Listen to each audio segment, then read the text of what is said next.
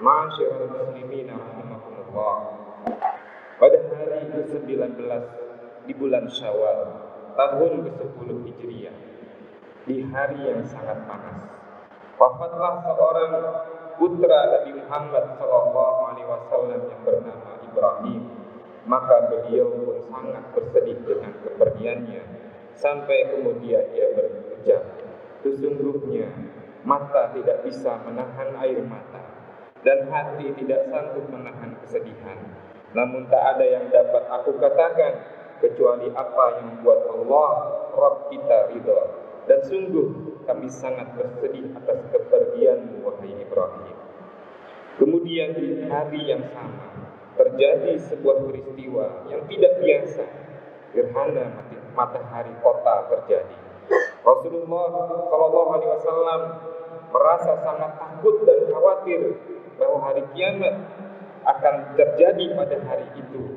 Diriwayatkan dalam Sahih Bukhari Muslim an Abi Musa al-Ash'ari radhiyallahu anhu annahu qala, dari Abu Musa al-Ash'ari radhiyallahu anhu dia berkata, "Kutifatis syams faqala an-nabiy sallallahu alaihi wasallam faz'an yakhsha an takuna as-sa'ah."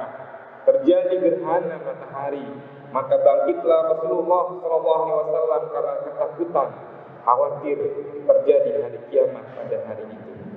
Fa'atal masjidah fasalla bi atwali qiyamin wa ruku'in wa sujudin wa ra'aituhu qattun yaf'alu. Lalu dia mendatangi masjid dan dia melaksanakan salat dengan berdirinya, qiyamnya, rukuknya dan sujudnya yang paling panjang yang pernah aku lihat selama dia melakukannya. Bahkan karena saking takutnya beliau, qad balagha fi faz'i wa huwa a'lamun nasu bi rabbih annahu akhta'a fala bisarida'a ba'di nisa'ihi. Bahkan karena sangat saking takutnya beliau, dan dia adalah manusia yang paling mengenal Allah Subhanahu wa taala, ia salah menggunakan sorban istrinya. Wa kharaja wa huwa yajurruhu jarran walam yantadir liyalbisahu hatta atal masjid. Dan dia keluar menggunakan sorban istrinya itu, dan dia tidak mau menunggu orang lain memakaikannya kepadanya sampai dia datang ke masjid. Sebagaimana kemudian dijelaskan oleh Asma radhiyallahu anha, kama qalat Asma radhiyallahu anha, fa akhta'a bidar'in hatta udrika biridaihi ba'da dzalik. Maka Rasulullah SAW salah menggunakan sorbannya. Kemudian setelah itu, setelah dia datang ke masjid, orang-orang membawakan sorbannya kepadanya.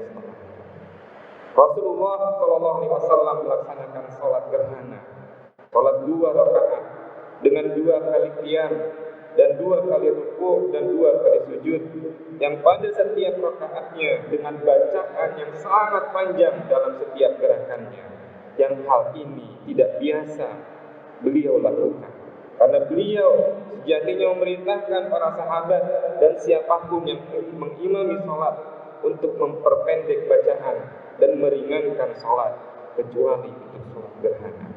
Seusai salat, Rasulullah SAW berkhutbah, "Inna syamsa wal qamar ayataini min ayatillah." Sesungguhnya matahari dan bulan adalah 2 ayat dari ayat-ayat Allah Subhanahu wa taala. La yasifani li mauti ahadin wala li hayati.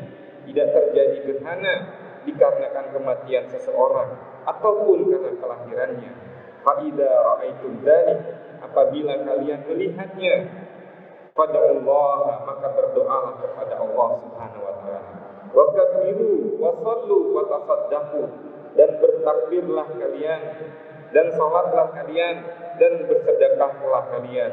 Tsumma qala, kemudian Rasulullah SAW bersabda, "Ya umat Muhammadin, wahai umat Nabi Muhammad, wallahi, demi Allah, ma min ahadin abyaru min Allahi an yuzniya abduhu aw tuzniya amatuhu." Tidak ada seorang pun yang lebih cemburu dari Allah, kata Rasulullah SAW.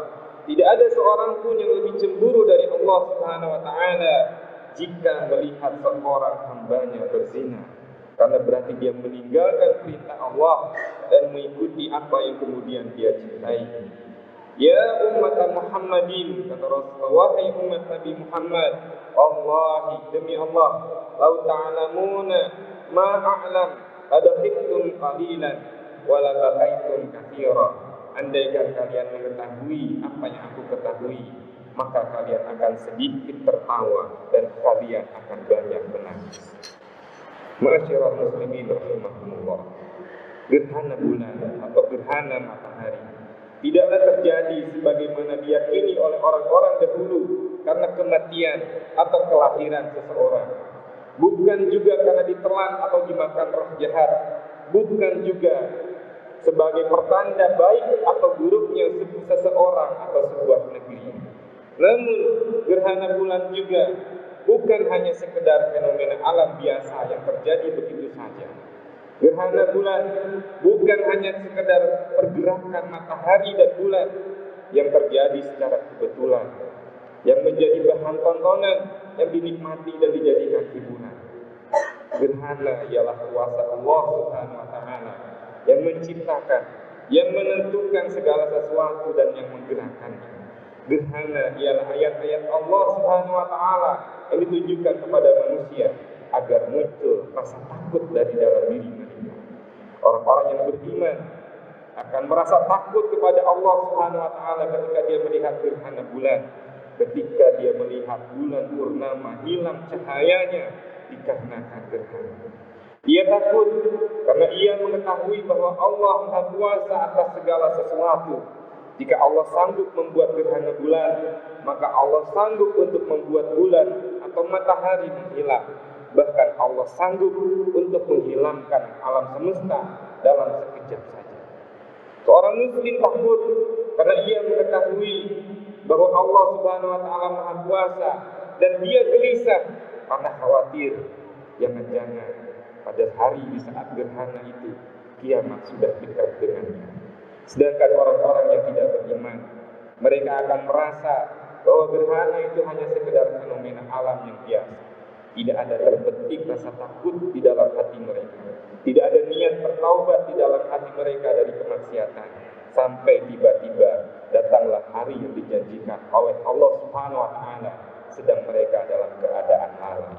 Sebagaimana disebutkan di dalam surat Yusuf ayat 105 sampai 107. Wa ka'ayyin min ayatin fis samawati wal ardh yamurruna 'alaiha wa hum 'anha mu'ridun. Betapa banyak tanda-tanda kebesaran Allah di langit dan di bumi yang mereka lalui, yang mereka lihat, tetapi mereka berpaling darinya. Wa ma yu'minu aktsaruhum billahi illa wa hum musyrikun.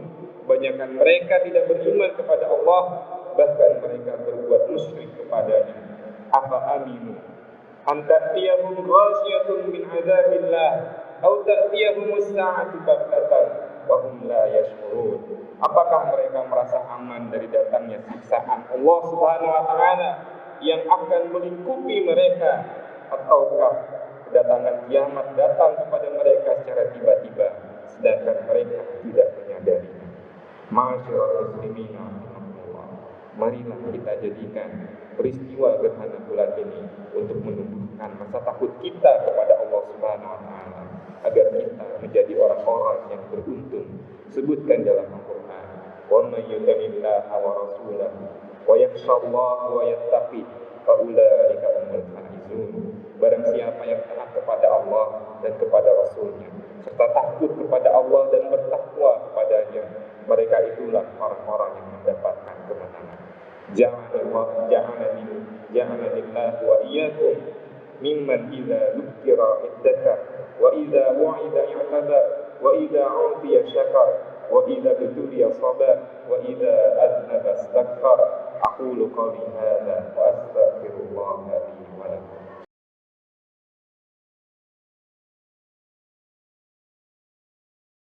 Alhamdulillahil mahmudi ala kulli hal. Wassalatu wassalamu ala nabi Muhammadin wa ala sahbil awwal, amma ba'd. Ma'asyiral muslimin rahimakumullah. Bila kita takut kepada Allah Subhanahu wa taala, setidaknya ada 3 hal harus kita tunjukkan sebagai pembuktiannya. Yang pertama, kita harus segera bertaubat atas segala dosa yang sudah kita lakukan. Tidak boleh kita menganggap remeh urusan dosa, sekecil apapun dosa itu. Apalagi memang itu termasuk dosa besar. Siapa saja yang bertaubat dengan sungguh-sungguh, pasti Allah akan mengampuninya dan Allah mencintainya. Sebagaimana disebutkan di dalam Al-Quran, Innallaha yuhibbut tawwabin wa yuhibbul mutatahhirin. Sesungguhnya Allah menyukai orang-orang yang bertaubat dan Allah menyukai orang-orang yang menyucikan diri. Meskipun orang-orang yang bertaubat, semua orang yang bertaubat pasti akan dicintai oleh Allah, tapi sesungguhnya dia lebih mencintai orang muda yang bertaubat, karena banyak orang yang muda masih menunda taubatnya hingga tua. Bahkan ada banyak orang tua tapi masih merasa muda hingga dia tidak mau bertaubat. Rasulullah SAW bersabda yang artinya, tiada sesuatu yang lebih disukai Allah daripada seorang pemuda yang bertaubat. Hadis riwayat Ad-Dailami.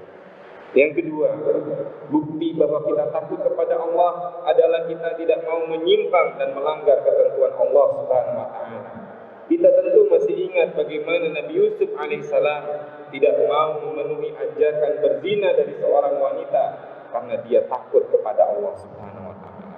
Karena itu di dalam sebuah hadis menjelaskan tentang orang 7 golongan orang yang dinaungi oleh Allah Subhanahu wa taala pada hari kiamat. Di antaranya adalah seorang laki-laki yang diajak berzina oleh seorang wanita yang memiliki kedudukan dan kecantikan. Lalu laki-laki itu berkata, Inni akhafullah, sungguh aku takut kepada Allah. Hadis riwayat Bukhari dan Muslim. Dan yang ketiga, orang-orang yang takut kepada Allah Subhanahu wa taala akan melakukan segala macam kebaikan, baik yang hubungannya langsung dengan Allah seperti salat, seperti puasa dan lainnya, maupun yang hubungannya dengan sesama manusia seperti memberikan makanan kepada orang-orang yang membutuhkan, menyedekahkan harta dan lain-lainnya. Allah Subhanahu wa taala berfirman di dalam surat Al-Insan, wa yut'imuna at'ama 'ala hubbihi miskinan wa yatiman wa asira innama nut'imukum liwajhillah la nuridu minkum jazaa'an wala syukura inna nakhafu min rabbina yawman 'abusan qamtarira. Dan orang-orang yang bertakwa itu adalah mereka yang berikan makanan yang disukainya kepada orang miskin, anak yatim, dan orang-orang yang menjadi tawanan. Kemudian berkata, sesungguhnya kami memberikan makanan kepadamu hanyalah untuk mengharapkan keridhaan Allah. Kami tidak menghendaki balasan dari kamu, dan kami tidak pula menghendaki ucapan terima kasih. Sesungguhnya kami takut akan azab Tuhan kami pada suatu hari yang di hari orang-orang itu bermuka masam dan penuh kesulitan. Ja'alanallahu wa iyyakum minal mutta'idin al-mu'tabirin alladzina yaqifuna 'inda ayatillahi wa yata'ammaluna wa yu'tabarun fayaziduhum dzalika imanan wa ruju'an wa inabatan ila Allah. Allahumma shalli wa sallim wa barik ala 'abdika wa rasulika Muhammadin wa ala alihi wa sahbihi wattabi'ina lahum bi ihsanin ila yaumiddin. Allahumma ighfir lil muslimina wal muslimat wal mu'minina wal mu'minat al ahya'i minhum wal amwat. Allahumma rudna ilaika ruddan jamila. Allahumma la taj'alna min an du'aika ghafilin. Allahumma la taj'alna an dzikrika ghafilin. Allahumma ahyi qulubana bil iman bik. Allahumma ij'alna mimman ya'buduka haqqa ibadatika ya rabbal alamin. Allahumma ij'alna minadz dzakirin at-taibin al-'abidin al-khashi'in al-munibin. Allahumma ij'alna laka tawwabin wa laka awwabin munibin. Allahumma iqbal taubatana waghsil haubatana wa kaffir dhunubana wa khatayana. Allahumma aminna fi awtanina wa sa'iral muslimin wa waffiq waliya umurina lima tuhibbuhu wa tarda waj'alna fi biladina aminina al-mutma'innin. Allahumma ahzim udwanana. Allahumma ij'al ba'sana ونقمتك على أعداء الدين وكن للمستضعفين من المسلمين سبحان ربك رب العزة عما يصفون وسلام على المرسلين والحمد لله رب العالمين. Assalamualaikum warahmatullahi wabarakatuh.